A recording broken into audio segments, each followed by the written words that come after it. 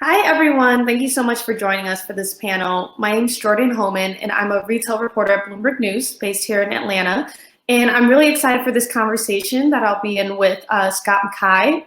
He is the VP of Global Digital Commerce at Fiserv. And like you heard before, we're going to be talking about this bridge between traditional retailers and e-commerce. And Scott's the perfect person to talk to about it. So let's bring Scott in. Hey, good morning, Jordyn, and good morning, everybody. Good morning. So we just witnessed that really fun video, which we all kind of needed that energy first thing in the morning. So Rodrigo, he mentioned, we've been living in this pandemic for about 7 to 8 months right now. And at Fiserv, you guys have had like the front row seat during the pandemic, looking at how businesses might have been ready for this moment in terms of their e-commerce, their omnichannel, as consumers were changing their habits. Some might have not been. And so as you see like that landscape, what was the real struggle that some businesses had to prioritize once we went into the pandemic and into shelter in place? Yeah, so from a summary standpoint, it's kind of been a tale of two cities. There are those merchants who had been working with us and had a digital strategy and a footprint in place to actually be able to react to the pandemic. And then you had others who really needed to go into triage mode to address their merchant gaps. You know, Fiserv has worked and helped our clients to get through natural disasters in the past, like hurricanes. And this was much different. This was quite different just because of the scale and the size of the pandemic being a national issue. In a matter of weeks after the onset of COVID-19 pandemic, we saw a huge acceleration in digital commerce adoption across the consumer base. As consumers' behaviors shifted, merchants of all sizes had to react from a global standpoint and were forced to adapt to meet the changing environment. If I look at some of the statistical numbers on data, acceleration by segment, the retail clients grew by 100% year over year for their digital volume. Grocery clients were up 250% year over year, and they're projected to be at 35 billion increase in spend by the end of 2020. We did see 10 times more consumers using contactless delivery options for grocery, which was another big driver in the grocery sector. Digital clients were up 40%. Restaurants, quick service restaurants, and casual dining were up 138%. And the interesting part was in casual dining, really the only way during the shutdown, the only way that they could keep their doors open was by implementing things like curbside pickup and remote ordering. And what we saw from a consumer adoption standpoint was 75% of consumers who have used curbside said that they would use it again. Now, that's the positive side on the trends. There was a downside. Travel and leisure, obviously, airlines and cruise lines were down almost 70% since the pandemic. So there is kind of two sides to that story as well. I think, from what we're seeing, digital is becoming ubiquitous. So how each business addresses the digital shift and the expectation of the new consumer journey may be different, but it's not an option now. Merchants really have to drive forward on putting a plan together to enable their new digital consumer experience. We have seen a little bit of a shift as well. If you look at consumers over 45, we've had 7.5 million new entries into the digital age that had never transacted digitally before. So it is an exciting time. Yeah, those are some pretty incredible stats. Like we anecdotally knew because we were shopping more, but that's a really fine point on it. So it doesn't sound like from my reporting, a lot of merchants, they introduced curbside, they introduced new digital elements. So it didn't seem like, if they didn't have it before, it was too late to jump into the game. But what I want to ask you is, so once they did jump into the game, how has Fiserv helped them out to continue to engage with their customers, make sure those shoppers are coming back time and time again? Yeah, so from a high level, we've been doing this for a number of years. Omnichannel is not new to Fiserv, and we've been innovating with our clients and partners for over a decade now. Last year, we had over 1 billion global omnichannel transactions. We work with 9 of the top global 13 QSRs in the world, enabling their remote ordering and payment and mobile application. We are the trusted innovation partner for 7 of the top 10 global digital technical brands. These tech brands are the ones that we use every day and are world renowned. We also put together a digital advisory council, and this was before the pandemic hit. And that's made up of some of the biggest and most influential merchants in the world across many verticals and sectors, and has really allowed us, even before the pandemic, to work on gaps in digital across many verticals. So if I look at what is Fiserv doing to evolve or propagate omnichannel, as a provider of a complete single entry point omnichannel solution for commerce, we enable companies of all sizes across all verticals to rapidly change with the consumer demands. And what we're seeing from those changes are brands are looking to engage consumers through connected commerce experiences. Think of a connected car. Connected digital to physical. What that means is you may start your transaction in the cloud or on your phone or on your PC, but you may finish it at a physical brick and mortar location. There's other scenarios that we're driving right now with merchants that are things like save the sale, where a consumer may go into a brick and mortar store and they may be out of stock on more than 10 items you're looking for. And then we can link the physical to the digital by shipping those goods to the home. We are seeing a trend, which is, there's a little bit of app fatigue from consumers for downloading merchant applications, registering payment types. What we're driving forward is leveraging a connected marketplace. That's not just the connected car to merchants, IoT devices, et cetera, but is leveraging existing applications that consumers have in the market today and bringing those to merchants. And we'll talk a little bit about that, I think, later. And the desire for contactless and touchless is accelerating. Yeah, and I feel like all of those things you mentioned are even more critical as we move into this holiday season, especially that we keep hearing about inventory might be short. So if someone goes into a store, you guys are helping merchants redirect them and not lose that sale, essentially. That's correct, yeah. And so you mentioned this fatigue that consumers are feeling, and we're feeling it across all different ways because of the pandemic. But one thing is like these so-called buttons, where you go online, you're about to check out, and then you have all the options. You could do Apple Pay or Samsung or MasterCard, what have you. Do you feel like having options, which is a very American thing, is actually sometimes overwhelming?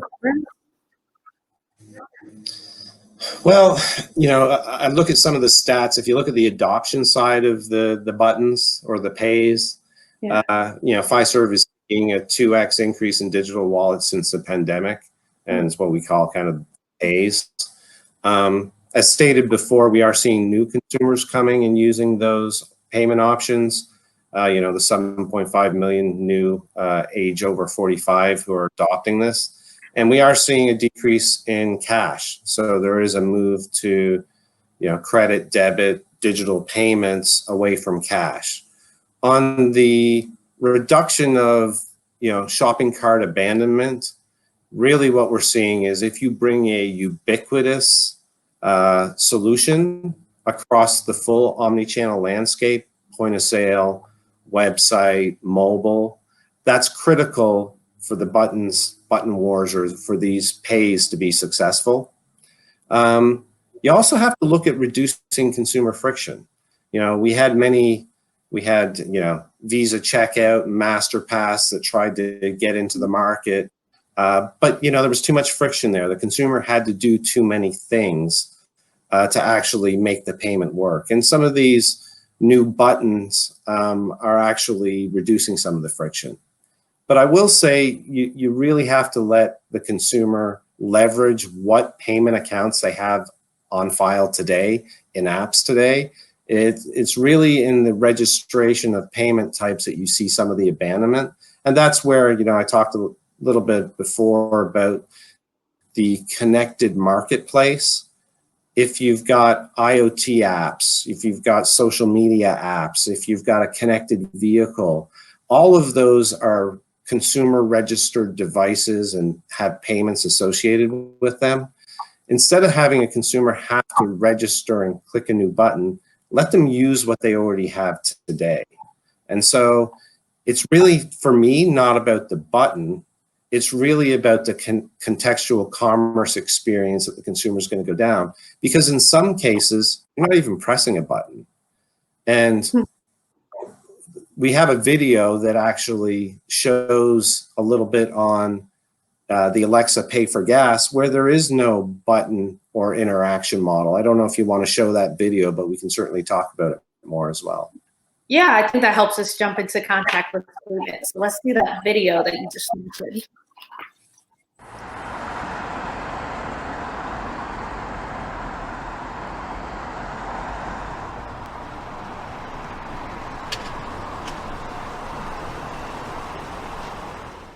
Alexa, pay for gas.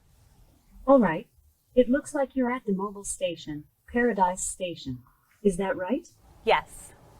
What pump number do you want to use? Pump 7. Are you ready for me to activate Pump 7? Yes. Pump 7 is ready. After fueling, Amazon Pay will be used for your payment.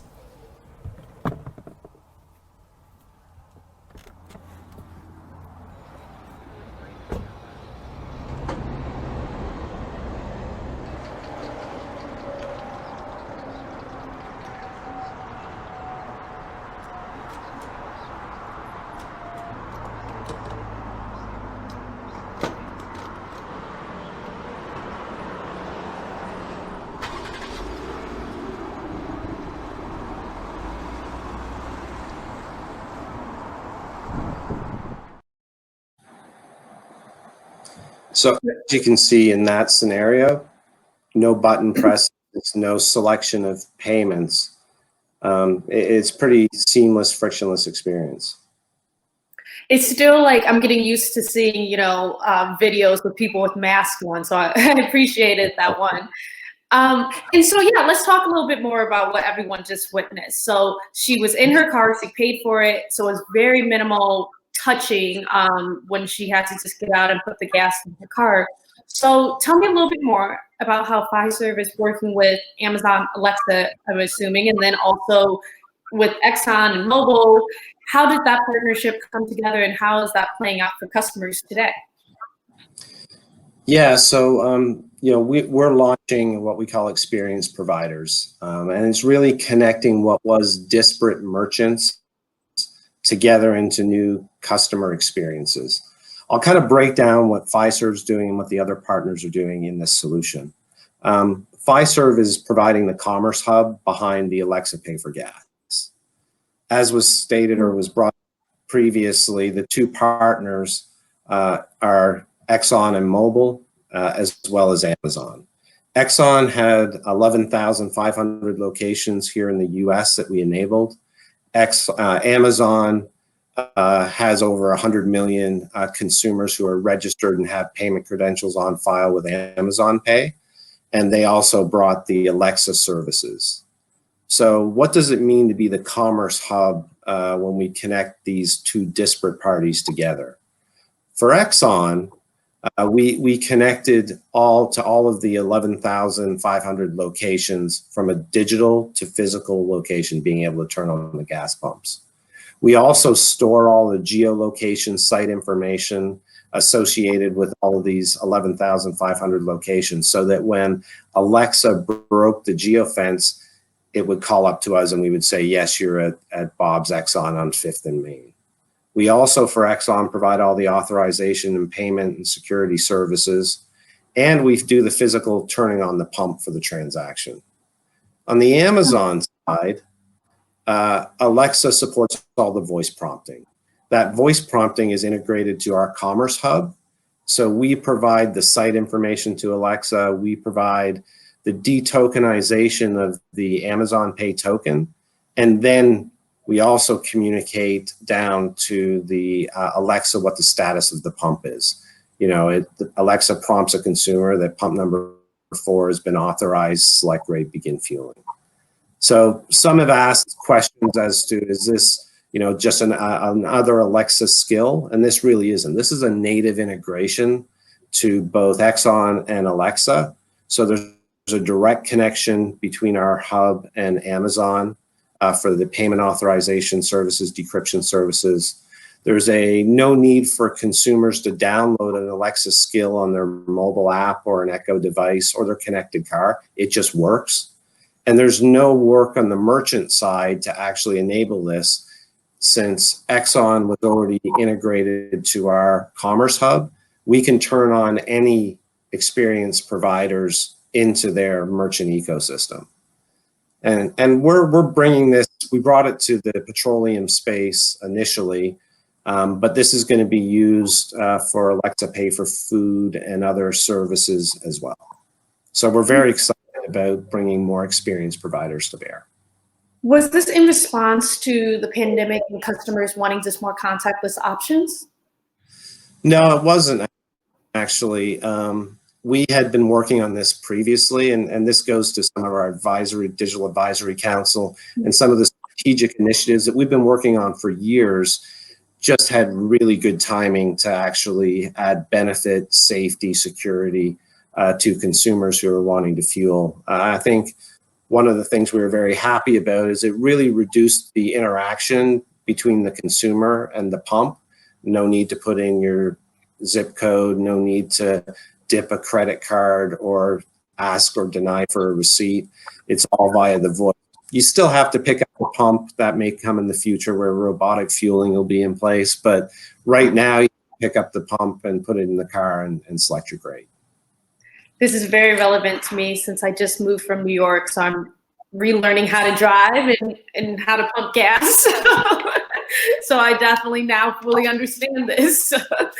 And then, because I was at the subway before.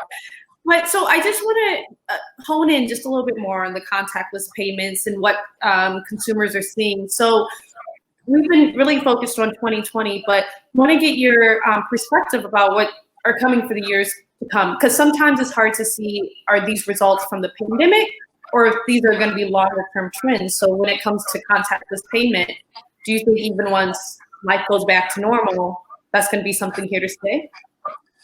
Yeah, so I'll answer it kind of in two ways. From a high level standpoint, we think that the consumers' expectations have changed.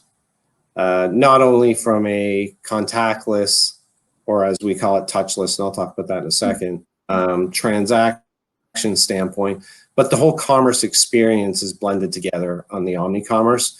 Now it's the consumer's expectation is, I may start my transaction on my voice assistant at home. It may transition to my connected car. When I get out of my car, it may transition to my phone, and I go into a retail location to finish it. So commerce is contextual and it follows the consumer. That's number one. And number two, the expectation, because of the time frame that the pandemic has been going on, those behaviors I think are pretty ingrained now, and consumers aren't going to revert back to not using digital that they've now become accustomed to, and there's a convenience factor and a security factor. On the redefining what it means by contactless, you know, we look at it beyond what traditionally the payments market has looked at as contactless, which is NFC. That's an Android or an Apple phone being able to tap and pay, and that a lot of the time is called contactless. We're redefining it somewhat as touchless because it goes way beyond NFC payments. So if you look at things like QR code-based payments, which allow consumers to scan a QR code on the payment terminal or point of sale, or generate a QR code on the phone like a Starbucks or a Dunkin' and have the point of sale interact with it. That isn't just payments that are being enabled by the QR code, though. It's value-added services, loyalty, promotions, offers, across all types of payments, not just Visa, MasterCard, American Express, Discover. It's also ACH, bank payments, credit card, pay with points. So there's a whole bunch of services that are bound in there. And as we talked about earlier, we're also seeing a trend in voice-enabled commerce, which isn't a button and isn't necessarily sometimes called contactless. So like the Alexa Pay for Gas launch that we did back in January. And then we've got the integrated connected commerce experience, such as a connected car or a fan experience once we're ever allowed to go back to stadiums and arenas. We're driving innovation there where a consumer has a fan experience where they can interact with the concessions before halftime. They can just walk up and get their food. They can pay for the actual ticket for the event, and or even outside the event, they can go to surrounding restaurants and use their mobile application to interact. We're also seeing Scan and Go as a big uptick from a contactless or touchless standpoint, where the consumer's going into a grocery store, scanning items, and then just walking out because the payment is happening in the mobile application and in the cloud. So no interaction, no standing in line with the clerk. And I have to ask, oh, go ahead. No, just a lot of innovation, a lot of important stuff coming in the touchless/contactless space. Absolutely. And I have to ask, because we are, even though it's early October, we're fully into the holiday season this year. So how far away do you think we are for a truly touchless holiday season for merchants and customers alike?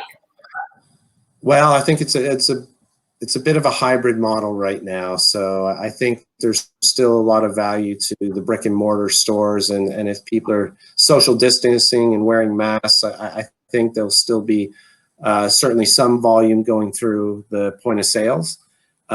We have seen a huge adoption, though, of digital.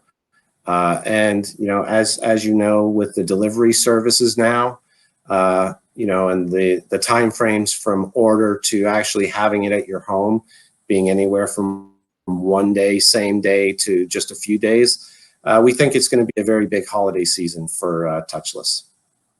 Awesome. Well, Scott, I think we're right up against our time limit.